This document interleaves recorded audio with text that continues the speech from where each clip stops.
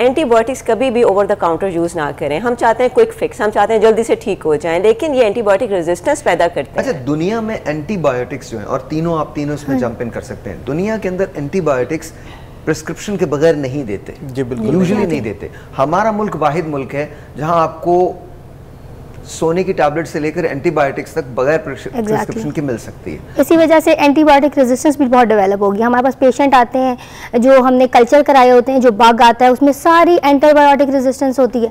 तो what is the future of Pakistan ना, कि जब आपकी एंटीबायोटिक सारी ही लग गई हैं पेशेंट को और कोई इफेक्टिव ही नहीं रह गई, तो फिर हमने क्या देनी है? लास्ट रिजॉर्ट भी इवन जो हमारी ब्रॉड स्पेक्ट्रम है तो वो भी लग चुकी हैं पेशेंट्स को, और इवन उसके साथ भी रेजिस्टेंस डेवलप हो गई। तो व्हाट नेक्स्ट? अभी मैंने ना 23 में लैंसेट हमारा जर्नल है जो इंटरनेशनली बड़ा हाई इम्पैक्ट फैक्टर जर्नल है, उसमें पब्लिश किया 33 pathogens that have shown resistance to common antibiotics. और आप इससे ये अंदाज़ा लगाएं कि अभी पिछले दिनों जब कोविड था तो शायद ही कोई शख्स होगा जिसने एंटीबायोटिक यूज़ नहीं की। मैं उस एंटीबायोटिक का नाम नहीं लूँगी क्योंकि अक्सर मैं किसी सेमिनार में जाती हूँ तो मैं उनसे पूछती हूँ कि जिसने कभी इस एंटीबायोटिक का नाम नहीं सुना प्लीज़ हाथ खड़ा करें, और कोई ऐसा शख्स नहीं होता नॉन डॉक्टर्स में जिसने हाथ ना खड़ा किया हो। तो सब हाथ खड़ा करते हैं, सब ने एंटीबायोटिक यूज़ किया कोविड में, and this is why we have typhoid that is resistant. और ये एक बहुत बड़ा हमें चैलेंज में लग रहा है कि वो हमें उन एंटीबायोटिक्स तक जाना पड़ा जो बहुत महंगी हैं और जिनका इफेक्ट के साथ साइड इफेक्ट्स भी हैं। तो इसलिए एंटीबायोटिक्स कभी भी ओवर द काउंटर यूज़ ना करें। आई थिंक डॉक्टर सना ने जॉइंड अस फ्रॉम कराची। अस्सलाम वालेकुम डॉक्टर साहिबा। क्या हाल है आपके? बिल्कुल ठीक ठाक, आप कैसी हैं? आप ठीक हैं? ठीक हूँ। अच्छा डॉक्टर साहब, मुझे ये बताइएगा कि इन दिनों कराची के अंदर भी पोल्यूशन का बहुत बड़ा मसला है, बहुत बड़ा इशू है। तो पोल्यूशन की वजह से क्या चीज़ें हैं जो हो जाती हैं, कौन सी बीमारियां हैं जो बहुत प्रेवलेंट हैं इस वक्त? पोल्यूशन की वजह से आपकी स्मोकर, आपकी क्या कहते हैं, पोल्यूशन जो एयर पोल्यूशन है उससे आपकी लंग अफेक्ट होती है, आपकी क्या कहते हैं साइनसेस अफेक्ट होते हैं। And then it depends what kind of pollution are you going for, air pollution, water contamination, water pollution, क्योंकि आपके जो क्या कहते हैं ग़िज़ा है उसमें भी कई दफ़ा मिलावट होती है, वो भी affects your health.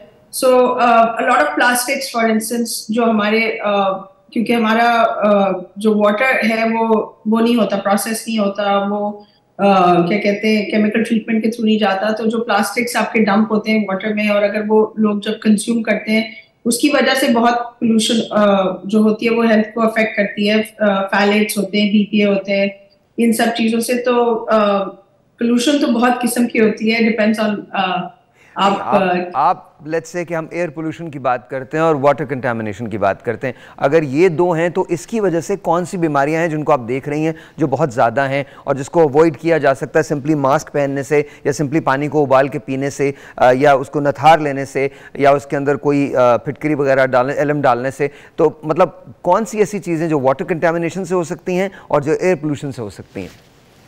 क्या कहते हैं एयर पोल्यूशन से जो सबसे पहली कंप्लेन आई थिंक जो मैं सुनती हूँ अपने सारे पेशेंट्स में, वो ये कहते हैं कि उनके साइनसेस जो होते हैं वो एलर्जीज बेसिकली उनको एग्रीवेट हो जाती हैं, उनके साइनसेस एग्रीवेट हो जाते हैं, उनको ब्रीदिंग में डिफिकल्टी आ जाती है, एजमा ऑब्वियसली ट्रिगर हो जाता है उनका, क्या कहते हैं लंग अफेक्ट हो जाती है to a point sometimes with recurrent, जब उनको इरिटेट करता रहता है कोई चीज़ तो कई दफ़ा लंग स्टिफनिंग भी हो जाती है। When it comes to water contamination, तो आपकी जो वाटर कंटामिनेशन है उसमें ये जो प्लास्टिक्स होते हैं हमारे, इसमें कुछ प्रोडक्ट्स होते हैं फैलेट्स, BPA जिनको हम कहते हैं, जो कि जब वाटर को कंटामिनेट करते हैं तो they increase the inflammation in the body. When they increase the inflammation in the body we see that it also affects the growth of babies and affects the delivery date of pregnant mother premature. मैंने research actually की थी इसकी US में, जहाँ पे हमने लिए थे एक certain number of pregnant patients, जिसमें हमने देखा था कि जिनका बहुत ज्यादा पोल्यूशन का एक्सपोजर था उनकी प्रीमेच्योर बेबी ज्यादा होते थे, उनके बच्चों में कॉम्प्लिकेशंस ज्यादा होती थी। अच्छा hold on to that thought doctor साहबा, एक मैं टेलीफोन कॉल ले लूं फिर इसके बाद हम बात करते हैं, यहीं से शुरू करेंगे। अस्सलाम वालेकुम जी। अस्सलाम वालेकुम। वालेकुम सलाम जी सर, क्या नाम है आपका? मोहम्मद मीर हाफिजाबाद से। जी सर, क्या कहना चाहते हैं? सर मैं ये पूछना चाह रहा हूँ डॉक्टर साहब से कि बच्चों की आंखों में से पानी आ रहा है, नज़ला जुकाम जा रहा है, क्योंकि स्मोक की वजह से हाफिजाबाद में बहुत पोल्यूशन है। ऑलराइट, आप टेलीफोन रखिए। Yes sir. जी बिल्कुल इसी तरह ही है कि हाफिजाबाद जो है वो भी बिल्कुल एयर क्वालिटी इंडेक्स बहुत ज़्यादा ख़राब है आजकल। तो स्मोक की वजह से आई इरिटेशन, आंखों में से पानी आना, गले के अंदर खराश और ख़ास तौर पे नाक से खून आना, ये उसके अलामात हैं। अगर ऐसा हो तो सबसे पहले यह कि अपने बच्चों को घर के अंदर रखिए, बिला वजह बाहर जाने से मना कीजिए, उनको मास्क पहनाइए, गर्म पानी का इस्तेमाल करवाइए, गरारे करवाइए, जिस तरह से डॉक्टर साहब ने कहा है कि माउथ वॉश का भी इस्तेमाल करवाइए। ये कुछ प्रिकॉशंस हैं जिससे इसका इंसिडेंट कम हो जाएगा। ओके जी डॉक्टर साहिबा, आप कह रही थी, आपकी तरफ आता हूँ, बात कंप्लीट कीजिए।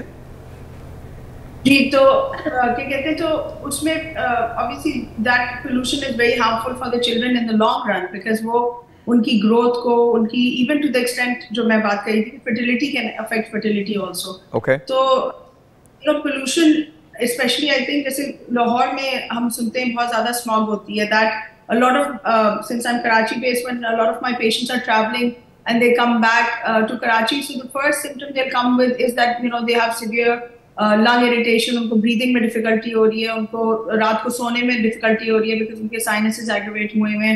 So all these things आपकी quality of life severely affect करती है, days lost at work होते हैं आपके, functional नहीं।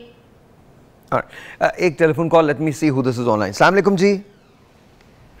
कैसे सर भाई? आई एम गुड, आप कैसी हैं? ठीक हैं जी मैम, कुछ कहना चाहती हैं? बात कर रही हूं पेशावर से। जी जी बोलिए। अच्छा साहिब भाई, पहली चीज तो ये कि मुझे आपसे बाद में बात भी करनी है, प्लीज मुझे आप अपना नंबर दे दीजिएगा, बहुत सीरियस टॉपिक पे बात करनी है। अगर ऐसे पॉसिबल है तो मैं आपको तंग नहीं करूंगी, बस मुझे जी श्योर आपको मिल जाएगा। आपको कोई मेडिकल के हवाले से बात करनी है? जी जी जी, मुझे ये बात करनी है कि ये ना मुझे अस्थमा का इशू हो जाता है अगर मैं अंडा वगैरह लूँ या दूध या इस तरह की कोई भी चीज़, इवन पराठा भी खाने से मुझे सांस लेने में इतनी तंगी होना शुरू हो जाती है, फिर इतनी कफ होती है और वो खांसी मुझे लेटते हुए होती है। नॉर्मल वर्किंग के दौरान मुझे नहीं होती, डस्ट वगैरह पड़ जाए तो भी होती है, लेकिन इस तरह से होती है ना कि अगर मैंने अंडा खा लिया या ऑमलेट खा लिया, अंडा किसी भी चीज़ में हो तो लाइक जैसे एलर्जी होती है बंदे को इस तरह से, और अगर मैं दूध का एक घूंट भी ले लूं तो भी उससे भी मुझे होता है, और चॉकलेट भी खा लूं तो उससे भी होता है। कौन सा जूस? कोई भी जूस? Any juice? दवाई असर नहीं करती थी मेरे ऊपर। नहीं, आप ये बताइए, कोई भी जूस? Any juice?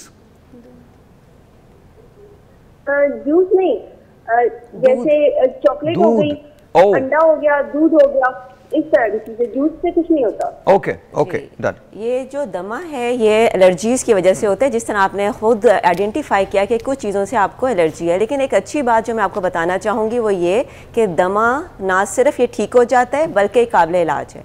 और एक अच्छी बात नहीं है वो ये कि अगर इसका प्रॉपर इलाज ना करें और आप अपनी एलर्जीज़ का ख्याल ना रखें तो ये टाइम के साथ साथ ज़्यादा पेचीदा हो जाता है, बार बार एग्जर्बेशंस होती हैं और वो एग्जर्बेशंस जाकर आपके लंग्स को डैमेज कर देती हैं।